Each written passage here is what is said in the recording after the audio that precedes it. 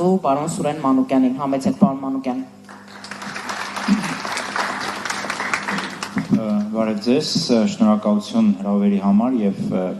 հերթական այսպես հնարավորության խոսել մի թեմայի մասին, որը իմ մասնագիտական հետաքրքրությունների ծիրում է եւ նաեւ ինչպես եւ նշվեց նախորդ բանախոսների կողմից միայն մասնագիտական ծիրում չի, դա նաեւ իմ սեփական ընտանիքի պատմությունն է եւ բնականաբար երբ որ մենք խոսում ենք շղթողականության մասին, երբ որ մենք խոսում ենք մոռացության մասին, մենք նաև մոռանում ենք, որ մենք այդ կերպ մոռանում ենք, մենք այդպես կարող ենք մոռանալ մեր անձնական պատմությունը։ Իսկ մարդ, որ չունի իր ընտանեկան պատմությունը, չունի իր անձնական պատմությունը, ինքը կորած է այս աշխարհում։ Ինքը չունի ուղենիշներ, որոնք կօգնեն իրեն շարժվել առաջ եւ կարողանան կերտեն այն ապագան դեպի որ ինքը գնում է։ Իմ այսօրվա ելույթը կլրացնի իմ գործընկերների ելույթները, եթե պարոն Այվազյանը խոսեց հիշողության քաղաքականության մասին եւ դիվանագիտական ջանքերի մասին, պարոն Մելքոնյանը խոսեց ժխտողականության եւ այս պատմական նարատիվների պայքարի մասին, ես կփորձեմ կենտրոնանալ հայոց ցեղասպանության գիտական ուսումնասիրության վրա, փորձեմ գծել ինչ միտումներ ունի այն, ինչպես է այն շարժվել, ինչպես է այն սկսվել եւ ինչ ուղղությամբ է գնում եւ նաեւ փորձեմ որոշակիորեն նաեւ բացատրել թե ինչու է դա կարեւոր։ Երբ որ մենք խոսում ենք ցեղասպանագիտության մասին եւ հայոց ցեղասպանության ուսումնասիրման մասին, պետք է միշտ հիշենք, որ սա երիտասարդ գիտաճյուղ է եւ ցեղասպանության մասին կոնվենցիան ընդունվել է 1948 թվականին եւ ցեղասպանություն երևույթը, որը միջև այդ անուն չի ունեցել, մարդկությունը միշտ էլ իր պատմության ընթացքում ցավոք սրտի իր քաղաքական հարցերը փորձել է լուծել այլ խմբի ոչնչացման միջոցով, բայց տերմին ինքնին չկար եւ միայն երբ որ Ռաֆայել Լեմկինը 1943 թվականին մտցրեց այդ տերմինը գիտական շրջանառության մեջ եւ հետո ՄԱԿ-ը ընդունեց որպես կոնվենցիա, մենք արդեն գոյություն ունենք մի երևույթի հետ, որը ունի անուն։ Եվ այդ անունը եւ այդ երևույթը բնականաբար պետք է դառնար ուսումնասիրման առարկան, եւ բայց բավականին ուշ դարձավ 70-ականների մասին ենք մենք խոսում, 1970-ականների, բայց մի խնդիր կար, հայոց ցեղասպանությունը մի տեսակ չէր տեղավորվում այդ մեծ գիտաճյուղի մեջ, ինչու չէր տեղավորվում, որովհետեւ քաղաքական նաեւ խնդիրներ կային։ Խորհրդային միությունը շատ երկար տարիներ արգելում էր այդ թեմայով խոսել, եւ Հայաստանում նաեւ այդ թեմայով շատ մարդ չէր զբաղվում, եւ արգելքի պատճառով եւ նաեւ այն պատճառով, որ մարդիկ շատ դեպքերում դա չափազանց անձնական էին ընկալում եւ չէին կարծում, որ դա կարող է լինի գիտական հետազոտության թեմա։ Սակայն մենք հետո տեսնում ենք, որ 80-ականների սկզբից ցեղասպանագիտության մեջ մտնում է հայոց ցեղասպանության ուսումնասիրության թեման, մի քանի նվիրալներ կային, որ դա արեցին, Վահագն Դադրյան, Ռիչարդ Հովհաննիսյան, մարդիկ, ովքեր փորձեցին կոտրել այդ պատը, որ կար, եւ ժխտողականության պայմաններում թուրքական թուրք գիտնականների եւ նաեւ Թուրքիայի կողմից վարձվածավ այլ լազգի գիտնականների հակադարձումը հաղթարելով այդ թեման մտցրեցին ցեղասպանագիտական ոլորտ եւ մի առաջի հետեւությունը կուզենամ անեմ, որ այսօր մենք պետք է հասկանանք, որ հայոց ցեղասպանությունը հայոց ցեղասպանության եղելությունը եւ կատարվածը ցեղասպանության կոչելը գիտական կոնսենսուսի, գիտական փոխհամաձայնության կատարված փաստ է։ Աշխարհում չկա մեկ ցեղասպանագետ, ով ճանաչված ցեղասպանագետ, ով ընդունված է գիտական շրջանակներում, ով շղթում է հայոց ցեղասպանության եղելությունը։ Այսինքն սա ընդունված այսպես թեզ է, ընդունված թեմա է գիտականորեն եւ 80-ականներից արդեն սկսվում է հայոց ցեղասպանության ուսումնասիրությունը, մի քանի հետաքրքիր փուլերով է անցել, կուզենայի դրանք ներկայացնեինք, եթե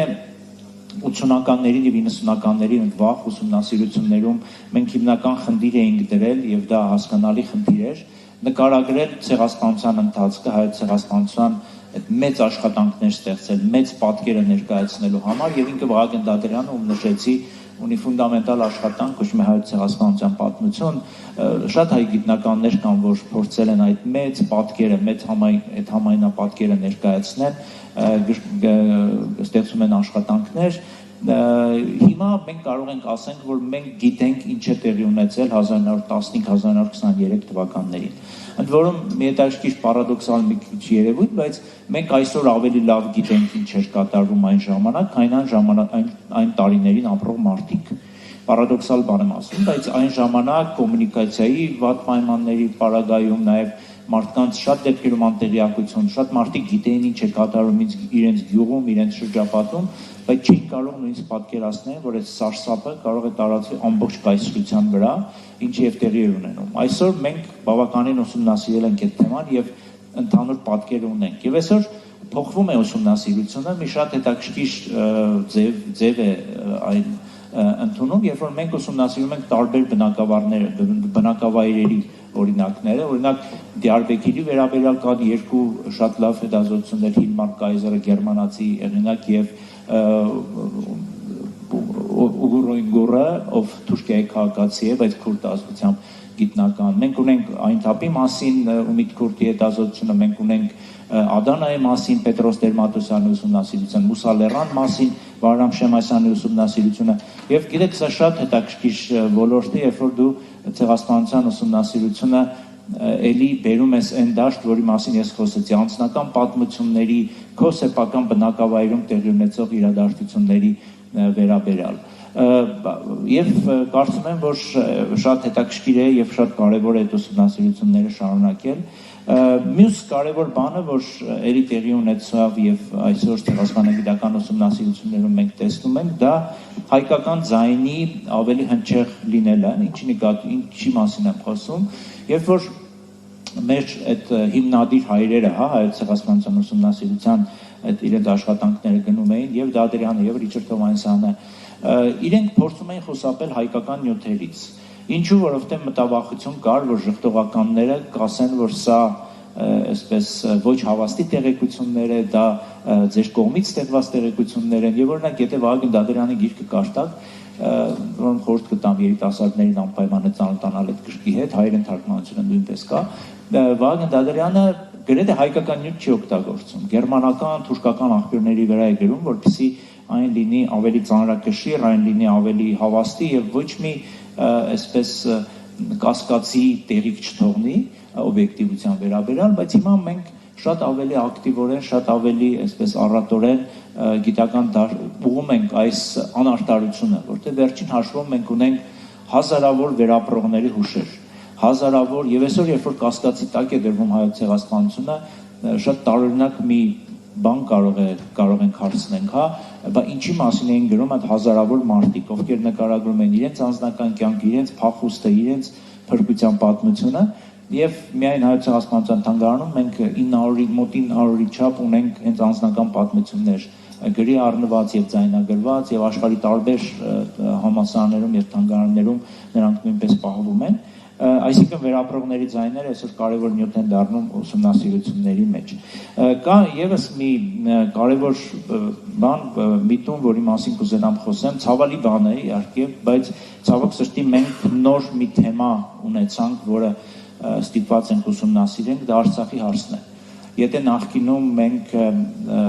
խոսում էինք 100 տարի, 111 տարի առաջ սկսված եւ այսպես մինչեւ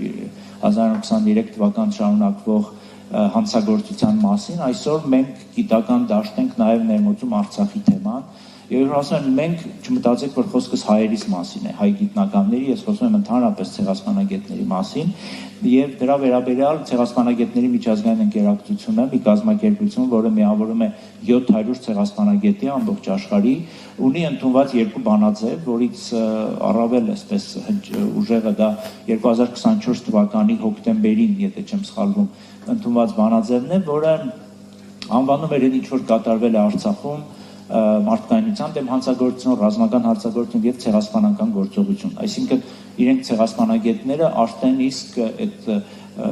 գիտական փորձաքննությունը կատարելով հանգել են այն եզրակացության, որ այն ինչ կատարվել էր Արցախում կարող է որակվել որպես ցեղասպանական գործողություններ։ Եվ նաև ինչի է սա կարևոր, սա կարևոր է, որովհետև թեման դառնում է ոչ միայն հայկական ուսումնասիրությունների թեմա, այլ միջազգային ուսումնասիրությունների թեմա։ Անցած տարի մենք գիտաժողով ունեինք, ցեղասպանագետների այդ ընկերակցությունը 2 տարի մեկ մեծ գիտաժողովներ է անցկացնում 200-300 գիտնականի մասնակցությամբ, եւ անցած տարի մենք ունեինք այդ գիտաժողով Բարսելոնայում էր, եւ այնտեղ երևի 20-ից ավել, մոտ 20 բաներ կային, զեկույցներ կային նվիրված Արցախին։ Ու էլ եմ նշում, դա ոչ միայն մեր հայերիս այսպես ելույթներն էին, այլ նաև կային այլ ազգիներ, Ադամ Միլլերը կար, Կանադայից գիտնական, Մելանի Օբրայնը կար, Ավստրալիայից գիտնական, այսինքն այս թեման ուզենք թե չուզենք, քաղաքական ինչ նպատակահարմարություն մենք այսօր ունենանք, ինչ ուղղությամբ այսօրվա Հայաստանի իշխանությունները փորձեն տանեն այս թեմայի ուսումնասիրությունը կամ քննարկումը, սա արդեն կատարված իրողություն է, Արցախի թեման այլևս ցեղասպանագիտության ուսումնասիրությունների մեջ է։ Իմ գործընկերները կշարունակեն այս թեման, դրա համար շատ չեմ ուզում խորանամ այս թեմայի մեջ, եւ մի բանի մասին էլ խոսեմ ու երևի սրանով ավարտեմ, կա մի հայտնի գիտնական ցեղասպանագետ Հենրի Թերիոն 4 տարի շարունակ գլխավորել է, ղեկավարել է այս ընտրված նախագահել է ցեղասպանագետների միջազգային ընկերակցությունը 2019-ից 23 թվականը եւ Հենրի Թերիոն մի թեզ ունի, ընդ որում այդ թեզը ինքը վաղուց էր մշակել 16 թե 17 թվականին դրա մասին հոդված ունի գրած, որտեղ ինքը ասում է, որ մենք հայոց ցեղասպանությունը ուսումնասիրելուց մի քիչ սխալ ենք ընկալում ամբողջ կատարվածի, ամբողջ մտադրությունը եւ ինքը առաջ էր քաշում մի թեզ, որ մտադրությունը դա Օսմանյան կայսրության կամ Արևմտյան Հայաստանի հայերի ոչնչացումը չէր։ Մտադրությունը հայկական տարը ընդհանրապես այս տարածաշրջանին վերացնելու մեջ էր։ Եվ ինքը ունի մի թեզ, որ ասում էր Արևմտյան Հայաստանը իրենք նվաճեցին, բնաջնջեցին եւ 100 տարի պահանջվեց իրենց մարսելու այն ինչ որ իրենք արեցին եւ հաջորդը կարող է լինի Արցախը։ Ինքը դա գրել է ապրիլյան պատերազմից հետո եւ իր հենց մտավախությունը դա էր, որ եթե Արցախում նույն բանը տեղի ունենա, իրենք կմարսեն նաեւ Արցախը, որը ժամանակ դատարկ կտան եւ երրորդը կթեքվեն դեպի այսօրվա Հայաստանի Հանրապետությունը։ Ես չեմ ասում դա սարսափեցնելու կամ ինչ որ ահագնացող բաներ խոսելու մասին, ես ուզում եմ ասեմ, որ ցավալիորեն մենք ապրում ենք այդ իրողությունների մեջ եւ աչքերը փակելով եւ այդ ցավալի իրողությունների մասին չխոսելով եւ դրա մասին այսպես քննարկումները սահմանափակելով, չգիտեմ, արգելելով հարցը չենք լուծում։ Եվ հակառակը, երբ որ մենք փորձում ենք ավելի պրագմատիկ նայենք, երբ որ մենք հաշվարկում ենք բոլոր վտանգները, բոլոր սպառնալիքները, որոնք մեզ շրջապատում են եւ դրան adekvat գործողություններ իրականացնում, հնարավորությունները դա կանխելու, հնարավորությունները դա այսպես դրա դեմ առնելու ավելի մեծ են եւ վերջին բանը նաեւ սրանից բխող որ կասեմ դա այն է որ ցեղասպանագիտությունը նաեւ ինչու է կարեւոր այս թեման ուսումնասիրել ցեղասպանագիտությունը դա կիրառական գիտություն է ի տարբերություն շատ այլ հումանիտար գիտությունների որոնք շատ դեպքերում ավելի այսպես ֆունդամենտալ են եւ այսպես հիմնարար գիտելիքներ են ստեղծում արտադրում ցեղասպանագիտությունը ինքը ոչ միայն ֆունդամենտալ է, ոչ միայն ուսումնասիրում է անցյալում տեղի ունեցած ցեղասպանությունները, այլ նաև փորձում է կանխարգելել ապագա ցեղասպանությունները։ Մի քանի մեխանիզմ կան համաշխարհային, որոնք կիրառվում են եւ որոնք նաև այսպես ՄԱԿ-ի հովանու ներքո գործում են ցեղասպանությունների կանխարգելման եւ երբ որ մշտադիտարկումը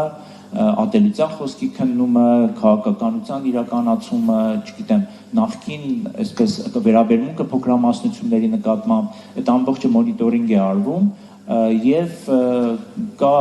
այսպես աղյուսակ, որով օրինակ չափվում է թե որ երկրում, որ հասարակությունում հնարավոր է որ ցեղասպանությունական վտանգը բարձր է եւ իդեալական աշխարհում դրան պետք է հետևել ՄԱԿ-ի կողմից գործողությունները, որովհետեւ ՄԱԿ-ի գլխավոր քարտուղարը, չգիտեմ, գիտեք թե չէ, իր տեղակալներից մեկը կոչվում է ցեղասպանությունների կանխարգելման գծով տեղակալ, այսինքն մի հատուկ մարդ ունի, ում հիմնական աշխատանքը հենց ցեղասպանության կանխարգելելն է։ Եվ ցեղասպանագիտությունը տալիս է այդ տեղեկությունները, ցեղասպանագիտությունը սնում է այդ մարմինները, որոնք պետք է որ կանխարգելել։ Եվ դա շատ կարևոր է հիշել, որ ցեղասպանությունը դրան կանխվող երևույթներ են։ Ճիշտ ժամանակին, ճիշտ գործողությունները, դիվանագիտական եւ քաղաքական ճնշումը, աշխատանքը շատ կարևոր է։ Եվ երբ որ մենք Հայաստանի երիտասարդ Հայաստանի Հանրապետությունը ընդունում էր իր անկախության հռչակագիրը եւ այնտեղ մտցնում էր, որ Հայաստանը աջակցելու է միջազգային ճանաչմանը հայոց ցեղասպանության, դա ուղղակի այսպես խոսքեր չէին։ Շատ լավ հասկացվել էր, որ սա մեր ազգային անվտանգությունը մի աստիճան բարձրացնելու համար ուղղված գործողություն է։ Քանի դեռ մենք խոսում ենք հայոց ցեղասպանության մասին, քանի դեռ մենք պայքարում ենք միջազգային ճանաչման մասին,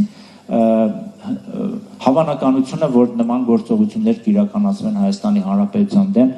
ավելի քչանում են։ Ամենայն դեպս միշտ մենք մեր դիվանագիտական, նաև գործիքակազմում եւ քաղաքական գործիքակազմում այդ թեզը ունեցել ենք։ Ցավոք սրտի վերջի շրջաններում տեսնում ենք, որ դա դուրս է հանվել եւ դրա համար աճել են նաև ռիսկները։ Լավ, ձեր համբերությունը չարաշահելու համար այսքանով ավարտեմ եւ համոզված եմ, որ իմ գործընկերները կշարունակեն այս թեման եւ այդ համապարփակ պատկերը մենք ձեզ կարող ենք ներկայացնել։ Շնորհակալություն։